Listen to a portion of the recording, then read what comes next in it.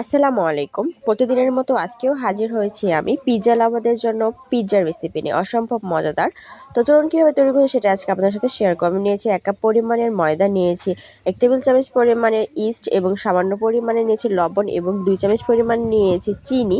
অবশ্যই এগুলো দিতে হবে। তারপরে আমি নিয়ে নিব পরিমাণ মতো তেল, রান্না করা তেলটা অবশ্যই দিতে হবে। তারপর এখানে আমি নিয়েছি বেকিং পাউডার, তারপর সামান্য পরিমাণের বেকিং সোডা অবশ্যই দিতে হবে, কারণ রুটির ক্ষেত্রে এগুলো অবশ্যই দিতে হয়। তো আমরা যেভাবে রুটি তৈরি করি সেভাবে ডোটা তৈরি করে নিব। তো আমি নিয়েছি সামান্য পরিমাণের, এখানে নিয়েছি দুধটা লিকুইড দুধ নিয়েছি। তো গরুর খাঁটি দুধ এটা। তো তারপর আমি সবগুলো মিশ্রণ অনেক সুন্দর করে মিক্সড করে নিব, যতক্ষণ না পর্যন্ত এটা ঝরে ঝরে ভালোভাবে মিক্সড হয়ে যাচ্ছে, এবং যখন আমি এই ডোটা একদম হাতে মুঠ করতে পারবো ততক্ষণ পর্যন্ত এটা আমি ভালোভাবে করে নেব। তো আমার এটা প্রায় হয়ে গেছে, হাতে মুঠ করা যাচ্ছে। তো আমি সুন্দর করে এটাকে ভালোভাবে মেখে নেওয়ার পরে এখানে দিয়ে দেবো আমি কুসুম গরম পানি। কুসুম গরম পানিটা অবশ্যই এমন পরিমাণ নিতে হবে আমি যেন আমার আঙ্গুল দিলে সহ্য করতে পারি সেরকম গরম নিতে হবে। বেশি গরম পানি নিলে ইস্টটা নষ্ট হয়ে যাওয়ার সম্ভাবনা থাকে, সে কারণে আমি কুসুম গরম পানিটাই নিয়েছি। একদম যেরকম আমরা বাসায় রুটি তৈরি করি সেরকম করে এই ডোটা তৈরি করতে হবে, কারণ পিৎজা তো নিচে রুটি থাকে। তো পিৎজাটা আমার ভীষণ পছন্দের, আমি পিৎজা খেতে ভীষণ পছন্দ করি। তো আমি এখানে পরিমাণ মতো অল্প অল্প করে নিচ্ছি এবং একটু একটু করে ভালোভাবে মেখে নিচ্ছি। একটু সময় নিয়ে এটা মেখে নিতে হবে ভালোভাবে। পিৎজা খেতে কার না ভালো লাগে, কম বেশি সবাই পিৎজা পছন্দ করে, তবে আমিও একজন পিৎজা লাভার। আমি রেস্টুরেন্টে বা বাহিরে গেলে আমি অবশ্যই পিৎজাটা খেয়ে থাকি। তো আমি তারপরে এখানে ভালোভাবে তৈরি করে নিয়ে এখানে আমি উপর দিয়ে তেলটা ব্রাশ করে নিচ্ছি এবং এটাকে রেস্টে রেখে দেব। আমি এখানে রেস্টে রেখে দেব 1 ঘন্টা বা 2 ঘন্টার জন্য। আপনারা চাইলে এখানে 2 ঘন্টাও রেখে দিতে পারেন, 1.5 ঘন্টা অথবা 1 ঘন্টাও রেখে দিতে পারেন। তো আমি এখানে 2 ঘন্টা রেখে দিয়েছিলাম এবং আমার ঢেকে রাখার পরে আমি ঢাকনাটা খুলেছি, রেস্টে রেখে দিয়েছিলাম। তো অনেকটা ফুলে গেছে, যেহেতু আমি 1 কাপ পরিমাণ দিয়েছি সে কারণে এটুকুই ফুলবে, স্বাভাবিক ব্যাপার। তো আমি ভালোভাবে এটাকে সামান্য পরিমাণে হাতে তেল ব্রাশ করে নিয়ে আমি এখানে ভালোভাবে মথে নিয়েছি। অবশ্যই ডোটা ভালোভাবে মথে নিতে হবে সময় নিয়ে, কোনো রকম পাড়াপাড়ি করা যাবে না। পারফেক্ট ডো তৈরি করতে এভাবে করে নিতে হবে। তারপরে আমি একটি রুটি বেলার পিঁড়াতে নিয়েছি সামান্য পরিমাণের আটা। তারপর আমি সুন্দর করে ডোটা সুন্দরভাবে মথে নিচ্ছি এবং বেলে নেব একদম রুটির আকারে, যেরকম বাসায় রুটি তৈরি করি সেভাবেই। তো এটা বেশি মোটাও হবে না, একদম বেশি পাতলা হবে না, মাঝারি টাইপের হতে হবে, যেহেতু আমি এখানে পিৎজা তৈরি করছি, পিৎজার রুটিটা একটু মাঝারি টাইপেরই হয়। তো তারপর আমি এখানে ডোটা তৈরি করে নিয়ে এখানে আমি রুটিটা বেলে নিব একদম মিডিয়ামভাবে। তো সামান্য পরিমাণে এখানে বলে নিতে হবে। তো তারপর আমি যে পাত্রে তৈরি করব সেখানে আমি তেল দিয়ে তেলটা ব্রাশ করে নিচ্ছি। অবশ্যই আপনারা যে পাত্রে তৈরি করবেন সেটাতেই ভালোভাবে তৈরি করে নিতে হবে, না হলে কিন্তু পিৎজাটা একদম নষ্ট হয়ে যাবে। তো আমি প্রথমে এটাতেই তৈরি করে নিয়েছিলাম, তারপর কি যেন মনে হয়েছে, তারপর ঘুগনিতে নিয়েছিলাম।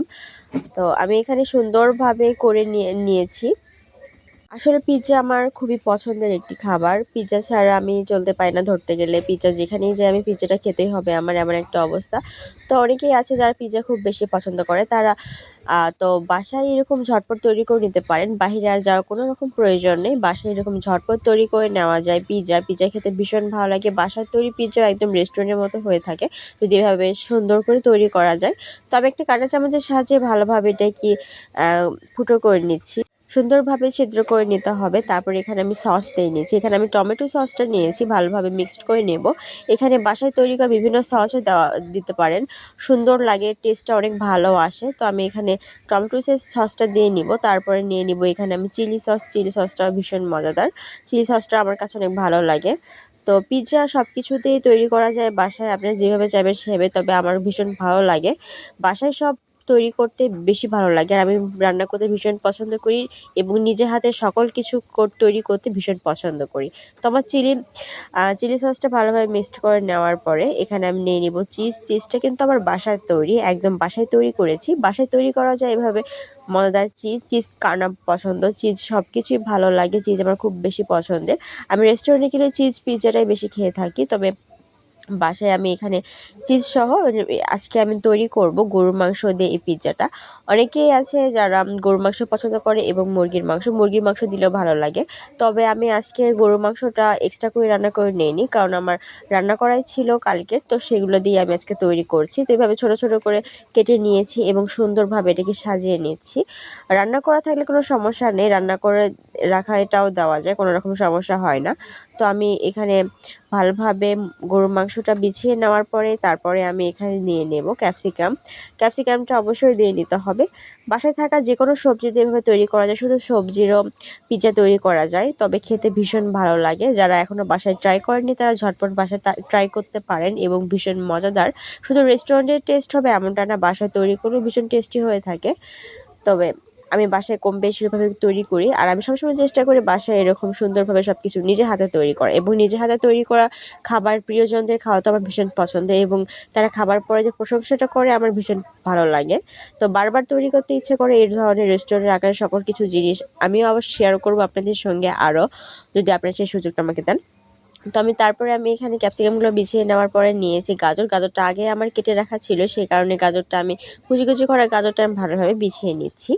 তবে এখানে কিন্তু যে কোনো সবজি, এবং এখানে অনেকে পেঁয়াজটা ব্যবহার করে, কিন্তু আমি সেটা একদম ব্যবহার করছি না। আমি শুধু ক্যাপসিকাম, গাজর আর গরুর মাংসটা দিয়ে ব্যবহার করছি। পিৎজা খেতে কার না ভালো লাগে, দেখতে কতটা কালারফুল এবং সুন্দর। পিৎজা আমার ভীষণ পছন্দের। পিৎজা যেখানে সেখানে সবাই খেতে পারে এবং এটি খাওয়ার মতো একটি খাবার। তো যে কেউ এটা খেতে পারে, কোনো রকম সমস্যা হয় না, আমার ভীষণ ভালো লাগে। তারপর আমি এখানে আবারও চিজটা দিয়ে নেব। চিজটা আমি খুব বেশি পরিমাণে দিয়ে নেব, কারণ আমার চিজটা খুব বেশি ভালো লাগে খেতে। আমি রেস্টুরেন্টে গেলে চিজ পিৎজাটাই খেয়ে থাকি এবং চিজটা বেশি বেশি খেয়ে ফেলি, যেহেতু চিজ আমার খুব পছন্দের একটি খেতে ভালো লাগে। তারপরে এখানে আমি গোলমরিচের গুঁড়োটা দিয়ে নিয়েছি। গোলমরিচের গুঁড়োটা আমার আরও আগে দেওয়া উচিত ছিল, যদিও আমি এটা ভুলে গেছিলাম। তো আমি এখানে ভালোভাবে গোলমরিচটা ভালোভাবে দিয়ে নিচ্ছি। বিকেলের নাস্তা অথবা বাসায় গেস্ট আসলেও এভাবে তৈরি করা যায়। যদি আপনি এভাবে তৈরি করে না থাকেন তাহলে অবশ্যই ঝটপট তৈরি করে নেবেন। আর আমার ভিডিওগুলো ভালো লাগলে অবশ্যই লাইক, কমেন্ট, শেয়ার এবং বেশি বেশি সাবস্ক্রাইব করবেন এবং পাশে থাকবেন। তবে আমি এখানে আবারও দিয়ে নিয়েছি মেয়োনিজ। আমি এটা বাসায় তৈরি করেছি, নিজে তৈরি করা। আমি আগেও বলেছি নিজে তৈরি করা জিনিস আমার খুবই ভালো লাগে, এবং করতে আমি ভীষণ আনন্দ সহকারে সব কিছু তৈরি করে থাকি। তবে বাসায় আপনারাও চেষ্টা করেন বাসায় সব কিছু তৈরি করা। সবসময় বাইরে যেয়ে খেতে হবে এমনটা কোনো কথা নয়, বাসায় সুন্দরভাবে তৈরি করা যায় যদি চেষ্টা করেন। তো বাসায় তৈরি খাবারও কিন্তু ভীষণ মজার এবং হেলদি হয়ে থাকে। বাহিরে সব কিছু আনহেলদি, সেজন্য সবারই উচিত বাসায় সব কিছু তৈরি করা। তো তারপর আমি এখানে একটি পেনে দিয়ে নিয়েছি, তো ঢাকনা দিয়েছি এবং ঢাকনার ছিদ্রটা আছে ছিদ্রটা বন্ধ করে দিতে হবে। আমি এখানে একটি ছিদ্রটা বন্ধ করে দিয়েছি এবং একদম লো আছে আমি পিৎজাটা কুক করে নেব। তো মাঝে মাঝে চেক করছি উপর থেকে যে পিৎজাটা হয়েছে কিনা। তো আমার পিৎজাটা প্রায় হয়ে গেছে এবং আর একটু সময় প্রয়োজন নেই। তো আমার পিৎজাটা একদম রেডি এবং দেখতেই পারছেন কত সুন্দর